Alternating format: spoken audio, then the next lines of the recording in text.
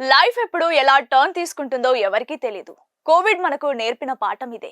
కానీ ఎలాంటి ఆపద వచ్చినా మిమ్మల్ని రాజులా కాపాడే ఒకే ఒక ఆయుధం అదే ఎమర్జెన్సీ ఫండ్. ఇది మీ సేవింగ్స్ కాదు, మీ రక్షక కవచం.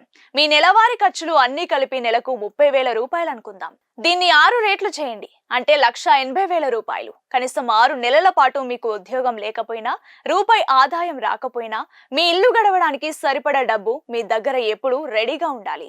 అదే మీ రియల్ ఎమర్జెన్సీ ఫండ్. మరి ఈ డబ్బును ఎక్కడ పెట్టాలి? ఫిక్స్డ్ డిపాజిట్ లోనో, స్టాక్ మార్కెట్ లోనో, రియల్ ఎస్టేట్ లోనో కాదు. ఎందుకంటే ఆపద చెప్పిరాదు. అర్ధరాత్రి అవసరం వచ్చినా డ్రా చేసుకునేలా ఉండాలి. అందుకే దీన్ని హై ఇంట్రెస్ట్ సేవింగ్స్ అకౌంట్ లో గానీ, లిక్విడ్ ఫండ్స్ లో గానీ ఉంచండి. గుర్తుపెట్టుకోండి, ఈ డబ్బును పండగ షాపింగ్ కో, కొత్త ఫోన్ కో వాడకూడదు. కేవలం ఎమర్జెన్సీకి మాత్రమే. ఎమర్జెన్సీ ఫండ్ ఉంటే లైఫ్ లో ఎలాంటి సమస్య వచ్చినా తట్టుకుని నిలబడగలరు. మరి మీకు ఎమర్జెన్సీ ఫండ్ ఉందా? ఉంటే కింద కామెంట్ చేయండి. మరిన్ని ఫైనాన్షియల్ ఫ్రీడమ్ కోసం మన ఛానల్ ని ఫాలో అవ్వండి.